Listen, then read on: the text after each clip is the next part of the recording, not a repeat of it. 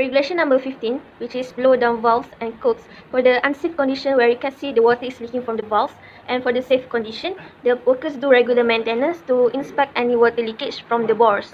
Next, for the regulation number 43, which is boiler feed water, for the unsafe conditions, as you can see, the corrosion occur can lead to the tube failure, while for the safe conditions, the workers do regular maintenance with proper attire. For the regulation number 48, which is safety valves, for the unsafe conditions, the workers are not wearing appropriate clothes with no safety helmet, while for the safe conditions, the workers are wearing appropriate clothes. The regulation number 68, which is pipe installations, the workers are not wearing the appropriate safety protection on their bodies, such as no helmet and no gloves, while for the safe conditions, the workers wearing full sets of protections on their bodies. For the regulation number 76, which is opening up the boiler or pressure vessels, for the unsafe conditions, the worker is not wearing goggles to protect his eyes, while for the safe conditions, the workers is wearing gloves and goggles. Next, we will look on the FMA Safety, Health and Welfare 1970.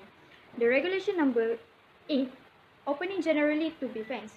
Every open space needs to be secured by fence. This is the example of unsafe and safe condition.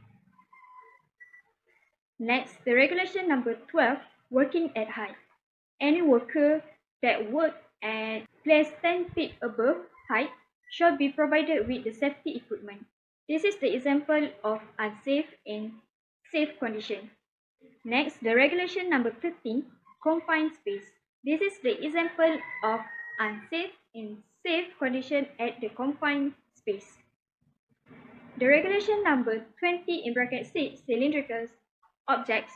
This is the example of unsafe and safe condition of cylindrical. Specifically, the regulation states that total area of any ventilation at inlets shall be 50% greater than the outlets. Inlets must be located at floor level, while the outlet must be located at high places. The provision relating to lighting shall apply that there cannot be any workers required or permitted to work in any building where means of obtaining natural lighting is less than 10% of floor area. Is a person to Section 24 of Act relating to work clothes. Every person that involved in handling abrasive objects or toxic irritating substance shall be provided with gloves. No gloves shall be worn by person operating drill or other machineries because hand can be caught in moving parts of the machines. This regulation states that persons who are exposed to vapors, dusty, toxic or hazardous atmosphere and clothing atmosphere with deficient oxygen shall be provided with respiratory protective equipment. Lack of proper protective equipment prescribed shall be removed from the factory. For slide 17, the regulation number 7, drowning hazard, the unsafe conditions show that the workers are not equipped with life jacket and safety buoy during working near ship which is near water that can cause drowning. Next, move to slide 18 for the regulation number 8, which is slippery hazard. The scaffold for the unsafe situation is are slippery because of the rain, and the workers also does not imply safety helmet during work. Slide 19 for regulation number 16, which is electrical hazard. The unsafe conditions show that the power line is obstructed by tree, while the safe environment show that the worker will wear an insulated glove and use other hand tools to try the electrical. Slide 20 show that regulation number 24, which is safety helmet. The unsafe conditions show that the workers does not even wearing any safety helmet that might cause injury if there happen an accident.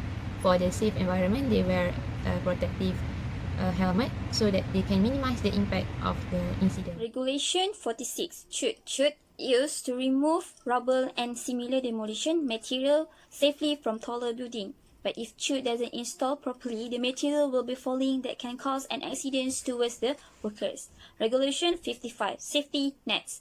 This safety net is good because it can protect the workers from falling at height. But this net was not supported enough to the surrounding that can make the workers exposed to fall and injury. Regulation 72, scaffold.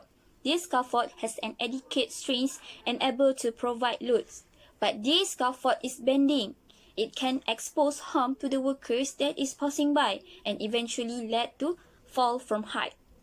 Lastly, Regulation 112, which is stability of the structure. This sheet pile was installed in a proper way to provide a stability towards the building, but this building was collapsed due to lack of stability.